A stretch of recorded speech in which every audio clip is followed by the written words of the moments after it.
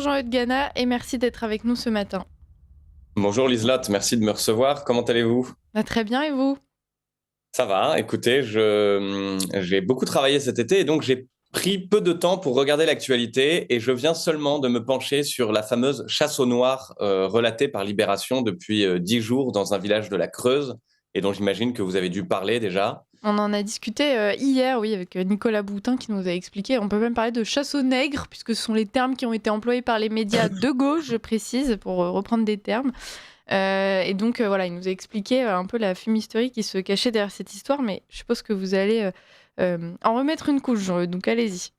Alors, sans doute. En tout cas, moi, je suis fasciné par le parti pris journalistique de toute la presse de gauche, alors qu'aucune vidéo ni aucun enregistrement des insultes racistes ne sont pour le moment venus étayer la version officielle.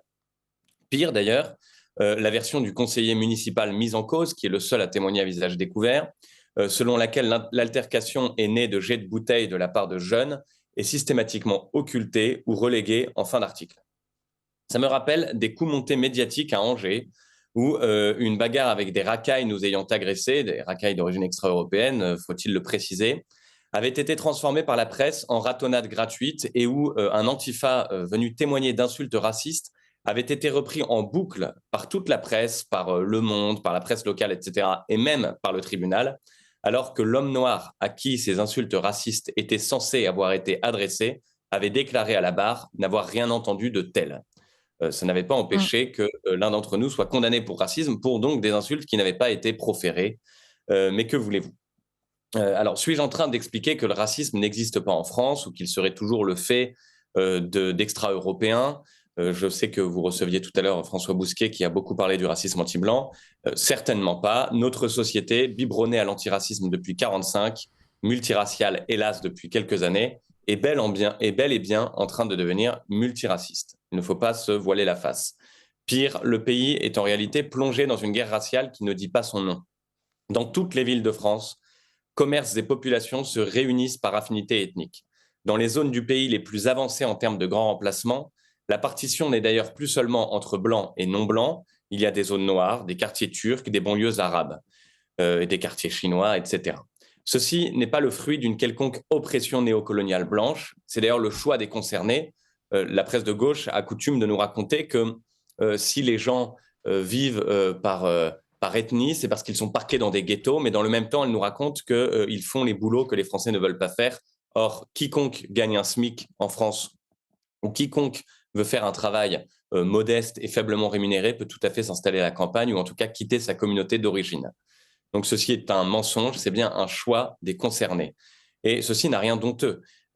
Contrairement aux mythes qu'on nous serine depuis notre enfance, il n'y a pas de vivre ensemble, il n'y en a jamais eu, il n'y en aura jamais.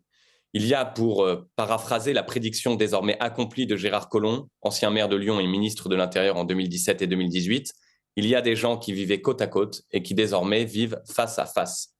Sans que les sociologues ne s'intéressent réellement au sujet, il y a des milliers de familles et d'individus français de souche qui, chaque année, quittent la France ou leur ville d'origine pour aller vivre en sécurité dans des lieux ethniquement préservés.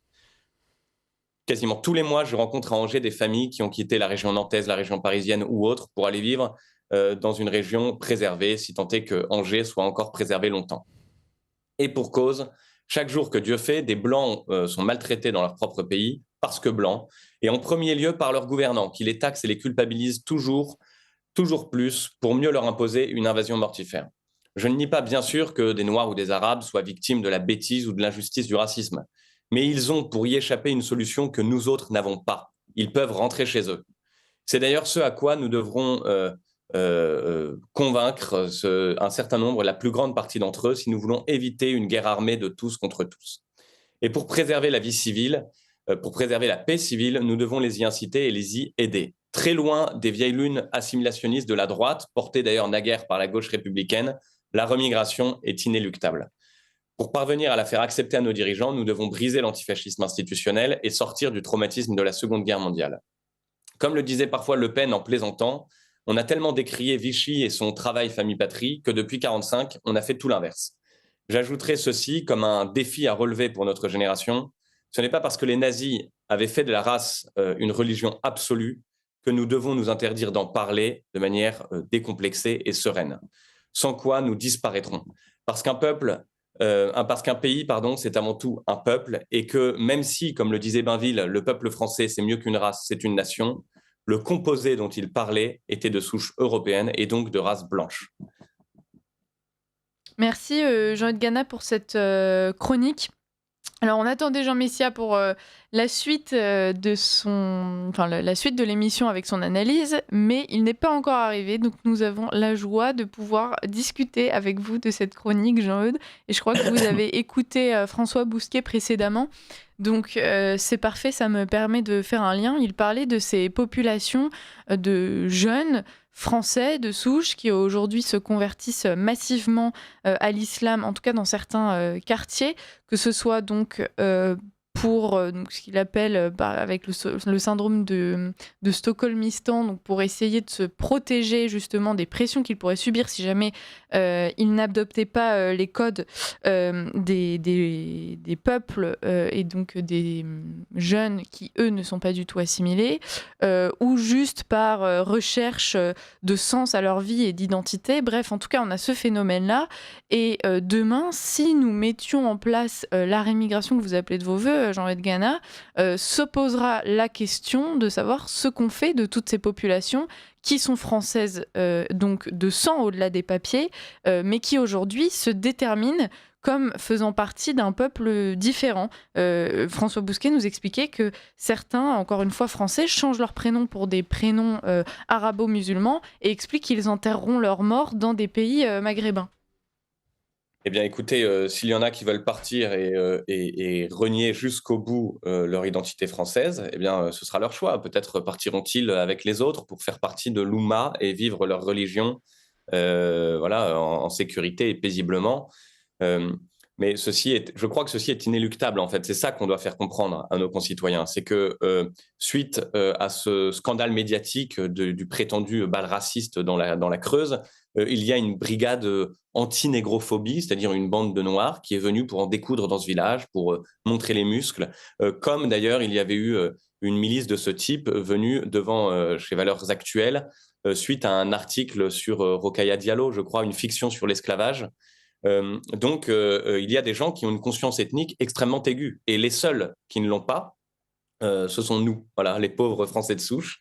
Et ce faisant, nous sommes ceux qui allons nous faire manger, si je puis dire, ou ceux qui allons... Vous pouvez dire bouffer, Jean-Eudes.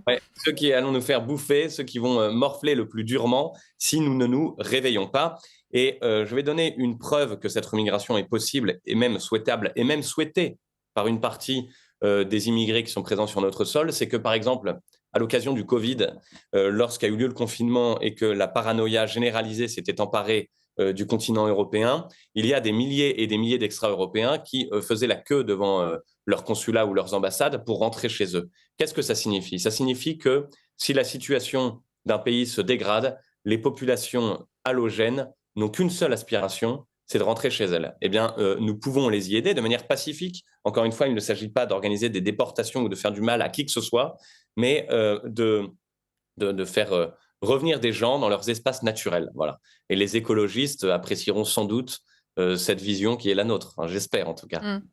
Et est-ce que si un jour cette rémigration était mise en place, on parlait de colonisation mentale avec François Bousquet, est-ce que d'une certaine façon le mal ne sera pas déjà fait avec donc toute cette partie de la population qui aura assimilé d'autres codes, notamment, on le disait, en termes de violence, de soumission de l'autre?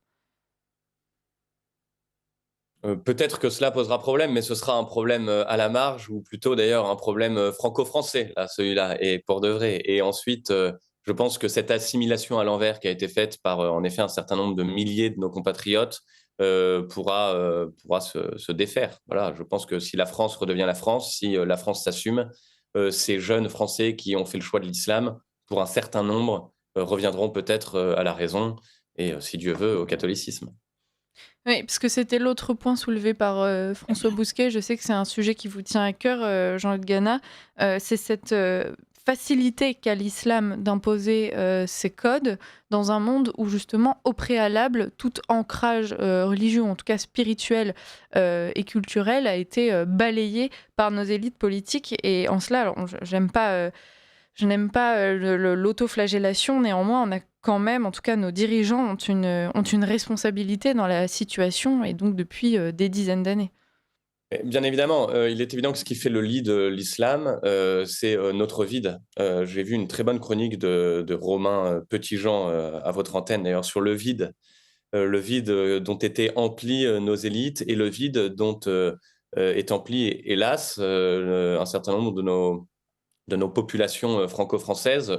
Voilà, tout cela est lié à une longue histoire, à une longue tradition de déracinement républicain avec la déchristianisation, la lutte contre nos petites patries que sont les provinces, etc. Mais il est clair que le mal est en nous. Voilà. Le mal est en nous et que la première chose pour relever ce pays, c'est bien sûr de refranciser le pays. Voilà. La tâche de nos aïeux politique, la tâche de nos parents, de nos grands-parents a été d'essayer de sauver ce qui pouvait l'être pour pouvoir nous le transmettre, un peu de patriotisme, la tradition catholique, un certain nombre de choses. Je crois que notre tâche à nous, c'est de faire prospérer cet héritage, ce reliquat, et de refranciser les gens.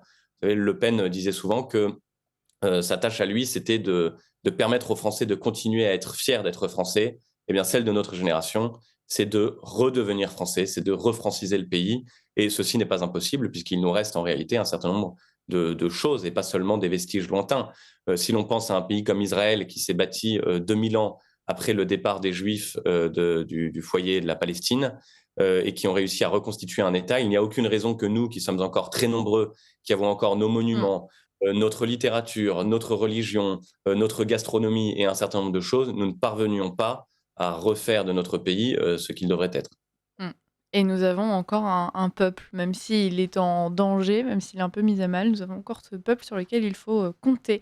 Jean-Luc Gana, merci beaucoup. Alors, je n'entendais plus votre voix, mais alors merci beaucoup pour cette chronique et cette discussion. On vous retrouve la semaine prochaine, même jour, même heure.